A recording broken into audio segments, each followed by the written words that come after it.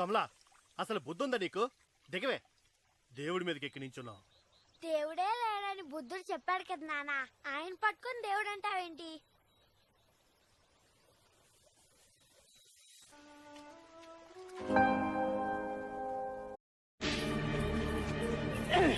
क्या हुआ भाई? बैलों को इतने निर्दयता से क्यों मार रहे हो? प्रणाम युवराज, हमारे बैलगाड़ी का पहिया गड्ढे में फंस गया है। तो ये पहिया बैलों को मारने से नहीं निकलेगा। चलो मैं तुम्हारी सहायता करता हूँ। चलो।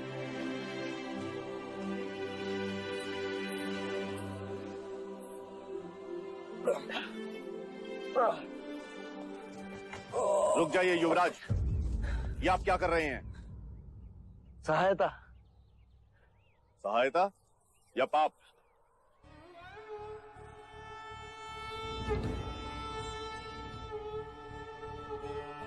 पाप? कैसा पाप? क्या आप नहीं जानते? ये एक शूद्र है और तुम ओछी जाति के युवराज को रोकते तक नहीं, दंडवत होके क्षमा मांगो युवराज से। ठहरो ठहरो, ये हमसे क्षमा क्यों मांगे? इसने आपको छूने का अपराध किया है। इसने मुझे नहीं, मैंने इसे छुआ। क्षमा युवराज, पहले इसने इस ब्राह्मण मार्ग में आने का अपराध किया है। कैसा अपराध? ये मार्ग सबके लिए है। ये सृष्टि, ये जल, वायु, मिट्टी, ये ईश्वर का अपराधी है और इसे दंड मिलना चाहिए। उसी ईश्वर ने इसे बनाया है जिसने तुमको, और यदि ये ईश्वर का अपराधी है तो इसे ईश्वर ही दंडित करेगा। तुम होते कौन हो इसे दंडित करने वाले? तुम केवल ब्राह्मण हो, अधिकारी नहीं। अधिकारी ईश्वर है। मत भूलो युवराज, हम इस सृष्टि पर ईश्वर का प्रतीक हैं, इस धरती पर भगवान का रूप हैं। केवल हम वेदांती पूजा पाठ कर्म से पुण्य के अधिकारी हैं, पुण्य के। यदि ये सत्य है तो कर लेते हैं तुम में और इसमें तुलना। इस मनुष्य ने अपने खून पसीने से इस मिट्टी को सींचा है, फल फूल उगाए। क्या तुम्हारे वेदांत इन्हें मुरझाने से रोक सकते हैं? क्या तुम इस धरती पर भगवान का प्रतीक, इस फंसे हुए पहिए को बिना हाथ लगाए निकाल सकते हो? आप हमारा अपमान कर रहे हैं युवराज। अपमान तो आप इस मनुष्य का कर रहे हैं। मत भूलिए युवराज, आप धर्म पर विवाद कर रहे हैं, धर्म पर। मैं मनुष्यता को बचा रहा हूं विप्र। विवाद धर्म पर नहीं, धर्म के नाम पर उठ रही घृणा पर है। धर्म की सार्थकता संपूर्ण मानव जाति को एक करने में है, उसे जोड़ने में है, ना कि तोड़ने में। वर्ण कर्म के अनुसार है, ना कि धर्म के अनुसार। धर्म सबसे श्रेष्ठ है युवराज, सबसे श्रेष्ठ, जो मनुष्यों को अपनी मर्यादाओं से परिचय करवाता है, परिचय करवाता है। उस धर्म को बनाया किसने? मनुष्य ने। हम कहते हैं कि हम सब मनु की संतान हैं, ब्रह्मा के वंशज हैं। क्या कभी आपने शंकर की जाति को पूछा है? कभी आपने ब्रह्मा के गोत्र को पूछा है? या कभी विष्णु के वर्ण को पूछा है? जब हम एक मनु की संतान हैं, तो ये भी उतना ही ब्राह्मण है जितना कि तुम, और यदि नहीं तो तुम भी उतने ही शूद्र हो जितना कि ये।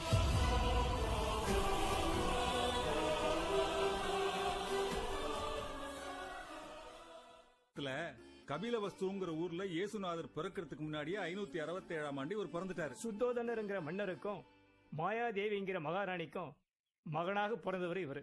அரச குடும்பத்துல பிறந்தவரா ஆண்டி கோலத்துல இப்படி? மன்னன் ஆனா சட்டம் போட்டு மக்களை கட்டுப்படுத்த முடியும், ஆனா அவங்க மனசை மாத்த முடியாது. மகானா மாறினாதான் மக்கள் மனசை மாத்தி அவங்கள நல்வழிப்படுத்த முடியும்னு சித்தார்த்தர் நாட்டை விட்டு காட்டுக்கே போயிட்டாரு. அருமையான மனைவி, அழகான மகன், பாசமுள்ள தந்தையை பிரிந்து துறவரம் பூண்ட தூயவர் இவர். இவங்களையெல்லாம் விட்டு பிரிஞ்சு வர இவருக்கு எப்படி மனசு வந்துச்சு? அப்படி கேளு, அவங்களெல்லாம் தவிக்க விட்டு வந்தவர் தானே இவரு. அப்படி இல்லப்பா. 2 நாட்டு மக்கள் நதிநீர் பிரச்சனைக்காக சண்டையிட்டு சாவதை தடுப்பதற்காக தன்னொரு குடும்பம் தவிப்பது பெருசில்லன்னு நாடு விட்டு காடேகியவர் இவர். என்னென்ன புதுக்கதை விடுறீங்க? பிணி, மூப்பு, சாக்காட்டு கஞ்சி தானே புத்தர் நாட்டை விட்டு காட்டுக்கு ஓடினாருன்னு எல்லாரும் சொல்றாங்க. அப்படித்தான் சொல்றாங்க. ஆனா அர்த்தம் தான் வேற. தன்னோட நாட்டுல பிணிய போல பரவியுள்ள சாதி, மத, இன மோதல்களை, தீண்டாமை கொடுமைகளை கண்டு அஞ்சினார். மூப்புங்கிற பழமை முதுமைங்கிற கண்மூடித்தனமான பழக்க வழக்கங்க, பேய் ஓட்டுறது, விக்கிரக வழிபாடு, சாமி ஆடுறது, மாய மந்திர தந்திரங்கள்லாம் கண்டு அச்சப்பட்டார். யாகம், வேள்வி என்னும் பெயரால் ஆடு, மாடு, கோழிகளை, மனிதர்களை நரபலியிடுவதை, உயிர் பலியிடுவதை சாக்காடாக கண்டு அவர் அஞ்சினார். காலாகாலமா மக்கள் மனசுல பதிஞ்சிட்ட இந்த மத சடங்குகளை மன்னனாக இருந்தா களைய முடியாது, மத விரோதி என இந்த மக்கள் முத்திர குத்தி இந்த நாட்டே நிலகுலைய செய்திருவாங்கன்னு அவர் அச்சப்பட்டாரு. அதனாலதான் சித்தார்த்தர் மன்னராகி மத அடிமையாகிட விரும்பாமல் மக்கள் மனதை தெளிய வைக்க அவர் துறவரம் மேற்கொண்டார். நல்லா சொன்னீங்கண்ணே. நான் கூட நினைச்சதுண்டு, பிணி, மூப்பு, சாக்காட்டு கஞ்சி தான் புத்தர் நாட்டையே விட்டு காட்டுக்கு ஓடினார்னா அவர் நாட்டுக்குள்ள வரும்போது பிணியே வராத மூலிகையை கொண்டு வந்திருக்கணும், மூப்பே வராத சூரணத்தை கொண்டு வந்திருக்கணும், சாவே வராத அமிர்தத்தை கொண்டு வந்திருக்கணுமே. ஆனா இவரோ அதையெல்லாம் கொண்டு வராம புத்தம், தம்மம், சங்கம்னு அறவுரைகளை மட்டுமே அறிவுரைகளா கொண்டு வந்தப்பவே நினைச்சேன் இதுல ஏதோ தில்லுமுள்ளு நடந்திருக்குன்னு. ஆமா, அது என்னென்ன நதிநீர் பிரச்சனை?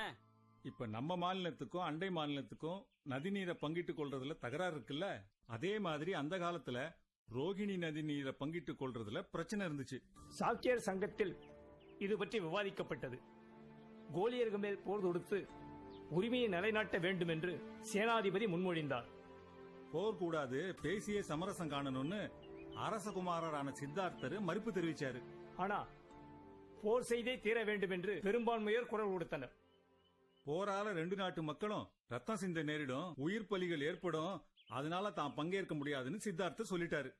சங்க விதிகளின்படி போரில் பங்கெடுக்காதவருடைய சொத்துக்களை பறிமுதல் செய்ய வேண்டும், அல்லது நாடு விட்டு நாடு கடத்த வேண்டும், அல்லது தூக்கிலிட வேண்டும் என்பதெல்லாம் சங்கத்தின் விதிமுறைகள். தன்னால தன் தந்தையாருக்கும் குடும்பத்துக்கும் துன்பம் ஏற்பட்டுடக் கூடாதுன்னு தானே துன்பங்களை ஏற்று 2 நாட்டு மக்களின் உயிர் பலியை தடுப்பதற்காக துறவரம் மேற்கொண்டு நாட்டை விட்டு காடேகினார். இதனால் போர் தடுக்கப்பட்டது, பேசியே பிரச்சனை தீர்க்கப்பட்டது. இந்திய அரசியலமைப்பு சட்டத்தை எழுதிய டாக்டர் அம்பேத்கர் கூட புத்தரை போலவே தான் வகிச்ச சட்ட அமைச்சர் பதவியை துறந்தார்னு பேசுகிறாங்க.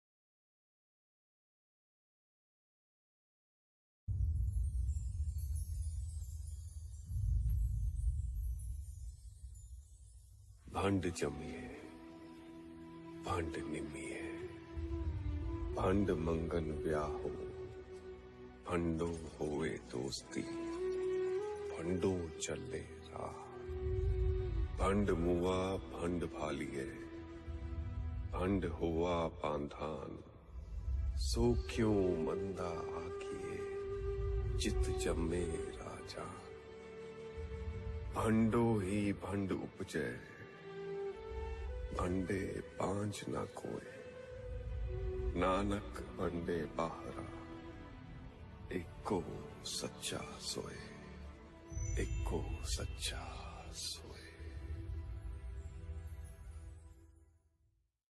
இந்தியாவுல ஒவ்வொரு 22 நிமிஷத்துக்கும் ஒரு பெண் கற்பழிக்கப்படுறா. சர்வே சொல்லுது. ஆம்பளையா பிறந்த அத்தனை பேரும் தலகுனியணும். பெண்ணை விட ஆணை பலமா படைச்சதுக்கு காரணமே நாம அவங்களுக்கு பாதுகாப்பா இருக்கணுங்கிறதுக்காக தான். பலவந்தப்படுத்துறதுக்கு இல்ல. கடுமையான சட்டங்கள் இருந்தா மட்டுமே தான் இங்க மனுஷனா இருப்பான். 110 கோடியில 1% தான் இப்ப கிரிமினலா இருக்கான். அந்த 1% தொடச்சி எறிங்க, சிறைச்சாலைகளை இடுங்க, மீதி இருக்கிற 99% காப்பாத்திடலாம்.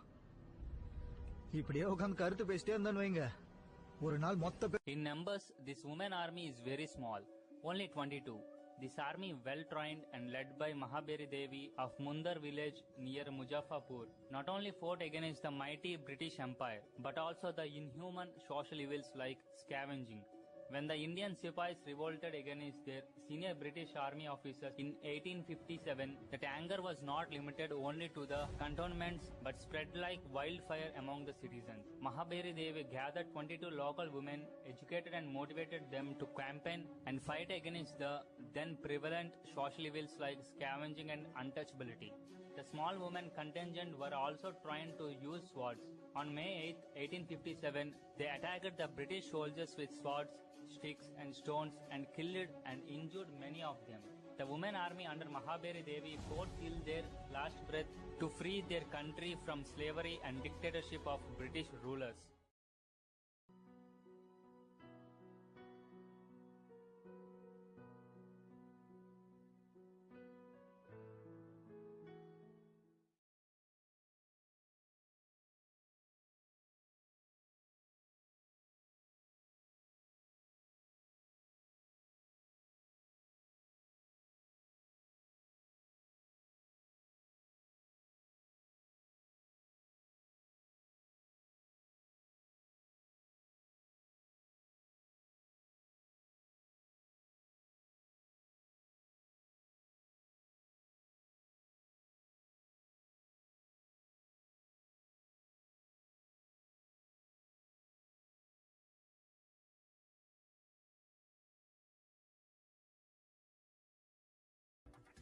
துப்புரவு பணிகளின் போது உயிரிழப்புகள் ஏற்படுவது தொடர்கதையாக துயரக்கதையாக நீடித்துக் கொண்டே இருக்கிறது. 2013ஆம் ஆண்டு மார்ச் மாதம் தொடங்கி நவம்பர் மாதம் வரை தமிழகம் முழுவதும் பல்வேறு இடங்களில் நடந்த சம்பவங்களில் 24 பணியாளர்கள் உயிரிழந்திருக்கின்றனர். இதில் 2013ஆம் ஆண்டு ஆகஸ்ட் மாதத்தில் மட்டும் 10 பேர் உயிரிழந்தனர். 2014ஆம் ஆண்டு பிப்ரவரி 16ஆம் தேதி திருவொற்றியூரில் பாதாள சாக்கடை அடைப்பை சரி செய்யும் பணியில் ஈடுபட்டிருந்த தொழிலாளர் ஒருவர் உயிரிழந்தார். ஈரோடு மாவட்டம் சிப்காட் வளாகத்தில் ரசாயன கழிவுகளை வெளியேற்றும் குழாயை சுத்தப்படுத்தும் பணியில் ஈடுபட்டிருந்த 7 பணியாளர்கள் கடந்த ஆண்டு மார்ச் 18ஆம் தேதி உயிரிழந்தனர்.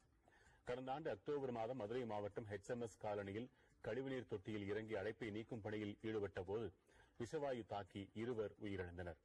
இந்த ஆண்டு ஜனவரி 19ஆம் தேதி சென்னையை அடுத்த காரப்பாக்கத்தில் கழிவுநீர் தொட்டியை சுத்தம் செய்யும் பணியின் போது விஷவாயு தாக்கி ஒரே குடும்பத்தைச் சேர்ந்த 3 பேர் உட்பட 4 பேர் உயிரிழந்தனர்.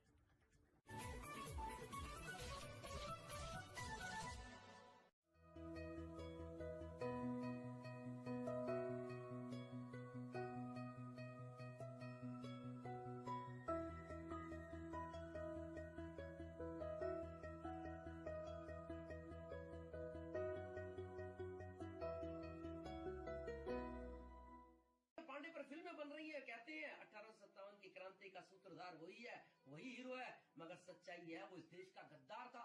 उसने अंग्रेजों की वर्दी पहनी, उनकी बंदूक ली और जब आदेश करते थे तो हमारे ही भाइयों पे वो गोली चलाता था। लेकिन उसने विद्रोह कब किया? उसने विद्रोह तब किया जब उसको पता चला कि मैं जिस कारतूस को मुंह से खोलता हूँ उसमें गाय और सुअर की चर्बी लगी हुई है। इसका मतलब ये हुआ उसने आंदोलन देश के लिए नहीं बल्कि अपनी जाति बचाने के लिए किया, जो सुअर और गाय की चर्बी से भंग हो गई थी। उसने अपने धर्म को बचाने के लिए, उसने अपने ब्राह्मणत्व को बचाने के लिए विद्रोह किया, देश को बचाने के लिए नहीं किया था। तब तो वर्दी और बंदूक थाम ली थी। अब ये बात उसे बताई किसने? ये बात उसे बताई उस कारतूस के कारखाने में काम करने वाले माता दीन भंगी ने। लेकिन आज देश के तमाम लोग कह रहे हैं गर्व से कहो हम हिंदुस्तानी हैं, हमें गर्व है हम भारतवासी हैं। लेकिन वाल्मीकि समाज नहीं कह रहा कि हमें गर्व है कि हम वाल्मीकि समाज से हैं जिसने देश को नई रंगत दी।